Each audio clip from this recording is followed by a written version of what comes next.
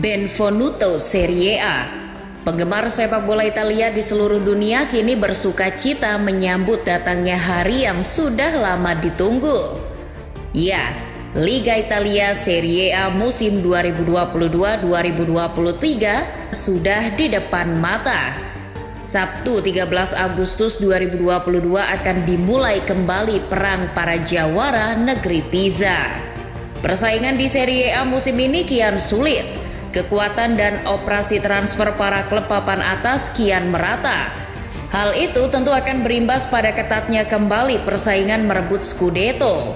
Menarik untuk dilihat bagaimana para tim-tim calon juara ini mempersiapkan diri dan bagaimana kans mereka di awal musim.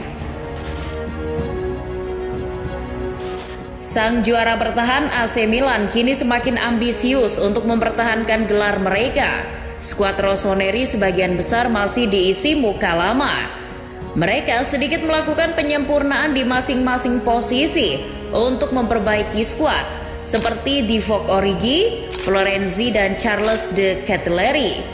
Dengan racikan yang sama dari Stefano Pioli, harusnya Milan masih mampu berbicara banyak di papan atas. Pasalnya kalau dilihat dari laga pramusimnya, mereka juga masih terbukti solid. Terkhusus untuk para pemain debutan seperti Charles De Ketelaere yang sudah membukukan golnya di laga pramusim. Akan tetapi Pioli bersama Maldini masih ada PR besar ketika gelandang pengangkut air mereka Franck Kessie hijrah ke Barca. Mereka kini belum menemukan penggantinya. Keberadaan Tonali, Bennacer, Krunic maupun Bakayoko masih belum cukup. Apalagi ditambah jelang partai pembuka mereka di Serie A, mereka terancam kehilangan Tonali yang dibekap cedera saat pramusim melawan Vicenza. Melihat jadwal yang harus dilewati Rossoneri dalam kampanyenya mempertahankan gelar, mereka tetap harus hati-hati. Milan harus tetap konsisten seperti awal musim yang lalu saat tak terkalahkan dalam 12 partai pembukanya di Serie A. Di bulan Agustus ini Rossoneri akan menghadapi Udinese di partai pembuka, kemudian Atalanta, Bologna, dan Sassuolo. Partai melawan Atalanta dan Sassuolo termasuk batu sandungan yang harus dilewati Milan sebelum di awal September mereka harus bentrok mati-matian di Derby della Madonnina melawan Inter. Kemudian ada raksasa yang sedang tertidur dari Turin, yakni Juventus. Bianconeri kini juga makin siap menatap musim barunya. Beberapa rekrutan baru yang didatangkan seakan memantapkan pasukan Max Allegri untuk mengusik hegemoni duo Milan.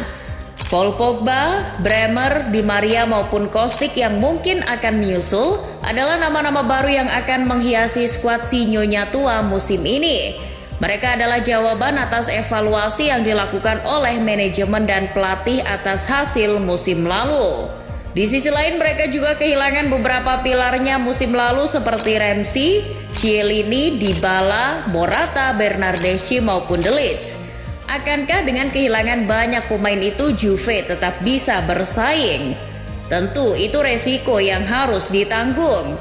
Ketika Juve yang sedang dalam fase berbenah merampingkan skuadnya. Jika menilik hasil pramusim mereka, performasi Nyonya tua kurang meyakinkan.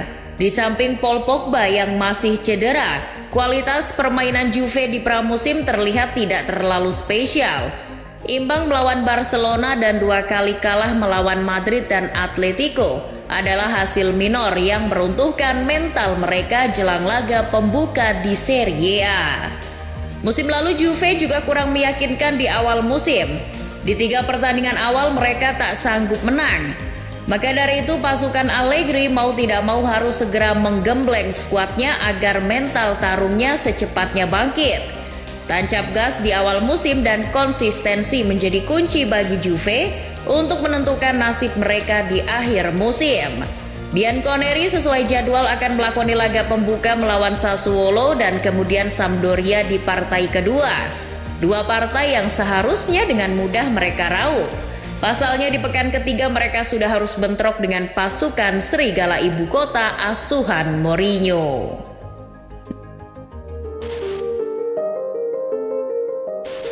Napoli kini sedang dalam fase frustasi setelah kehilangan beberapa tulang punggungnya yang pergi seperti Koulibaly, Mertens, Arkadiusz Milik maupun Insigne.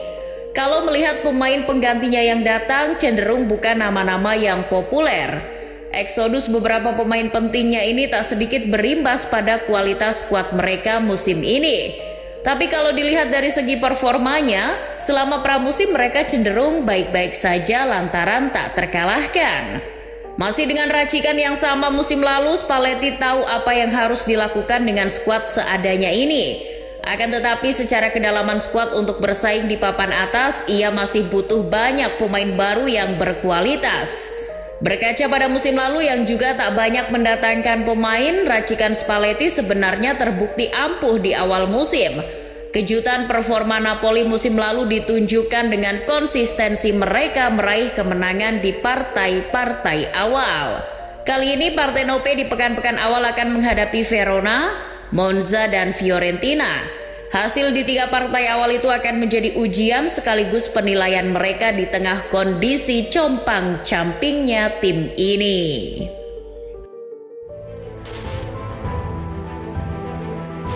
Lanjut ke ibu kota Italia, AS Roma.